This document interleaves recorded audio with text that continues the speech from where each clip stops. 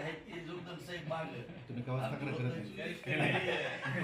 माझी मिसेस बालाजी मंदिरातून दर्शन घेऊन जोगाईच्या मंदिरात दर्शन घेतलं आणि पाठीमागे त्या नरसिंग तीर्थाजवळ दर्शन घेण्यासाठी महादेवाच्या मंदिरात वगैरे गेली. त्याच्याबरोबर 5-25 बाया वगैरे सगळ्या होत्या.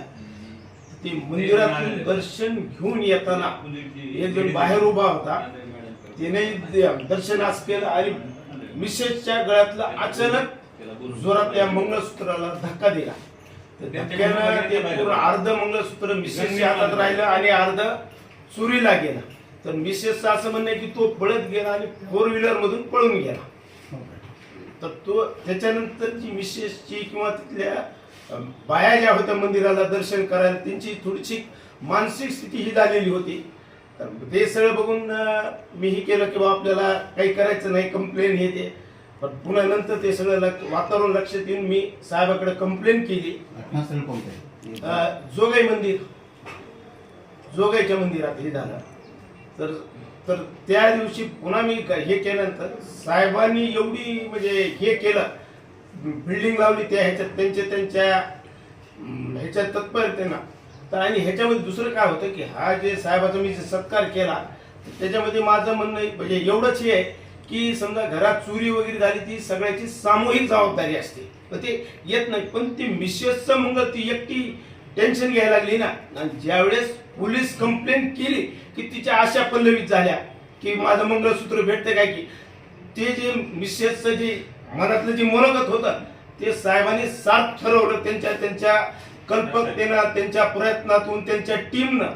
तर ह्याबद्दल मी आज साहेबांचा म्हणजे सत्कार, बाकी म्हणजे त्याच्यातलं माझं तेवढंच म्हणजे उद्देश होता.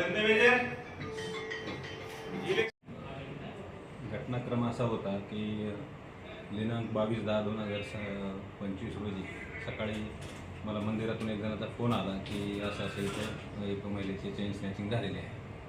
ती घटनेची माहिती मिळाल्यानंतर आपण पटकन आम्ही 2 आमचे पोलीस हवालदार काळे आणि चादर यांना सांगितलं की तुम्ही CCTV वगैरे सुरू करा.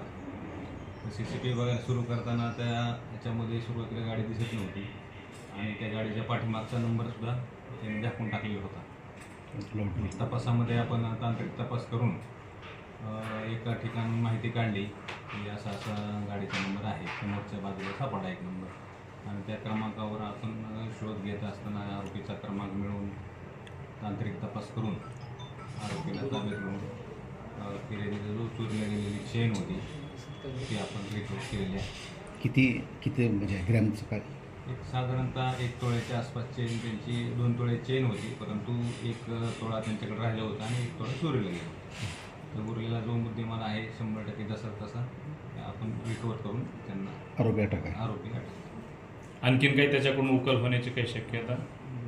आणखी त्याच्याकडे तपास केलेला आहे आपण, परंतु दुसऱ्या गुन्ह्याचा काही विषय नव्हता. तो त्याचाच पहिलाच गुन्हा होता आणि यापूर्वीचे गुन्हे पण नाही त्याच्याकडे. तरी देखील आपण त्याच्यावर योग्य ती प्रतिबंधक कारवाई करत आहोत. कुठला आरोपी हा साधारणतः याचं टोकेवाडी, तालुका परळी, जिल्हा बीड इथला रहिवासी आहे. दुसरा त्याला जोडून प्रश्न असा होता, काल मंगळवार पेठेमधली जी घटना आहे त्या संदर्भात आपण काल कोणी तक्रार दिलेली नव्हती, परंतु आपण त्याला एन्क्वायरीमध्ये ठेवलं आहे. त्याच्याकडे तपास चालूच आहे की तर कोणी गुन्हे केलेले आहेत का, तुम्ही तपास करून त्याच्यावर देखील आम्ही योग्य ती कारवाई करत आहोत. एकूण शहराच्या परिस्थितीबद्दल? शहरामध्ये साधारणतः आता दिवाळी संपलेली आहे जवळपास आणि आम्ही चांगल्यापैकी चोख बंदोबस्त लावला होता. दरम्यानच्या 8-10 दिवसामध्ये सांगायला चांगली गोष्ट आहे की हा एकच गुन्हा घडलेला होता, तो पण डिटेक्ट झालेला आहे आमचा. आणि इतर गुन्हे आम्ही घडू दिले नाहीत. हे आमचे बऱ्यापैकी आम्ही चांगले पेट्रोलिंग केल्याचे यश म्हणावं. दुसरं सर, तुम्ही मुख्य रस्त्यावरची ट्रॅफिक तुम्ही दुरुस्त केली, मात्र मंडी बाजारमध्ये आजही अनेक वेळा दिवसातून कमीत कमी 10 वेळेला ट्रॅफिक जाम होते. त्या संदर्भात काही तुमच्या? ट्रॅफिक जामच्या बाबतीत आपण मंडईमध्ये आमची कारवाई अजून बाकी आहे. साधारणतः नगरपालिका आणि सर्वांना मिळून कारवाई करणं अपेक्षित आहे.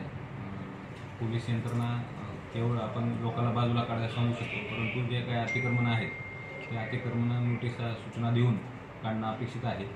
तरी आम्ही आमच्या परीनं रेग्युलर गस्त करून जास्तीत जास्त वाहतूक सुरळीत राहील त्याप्रमाणे आम्ही प्रयत्न करतो. धन्यवाद. ओके.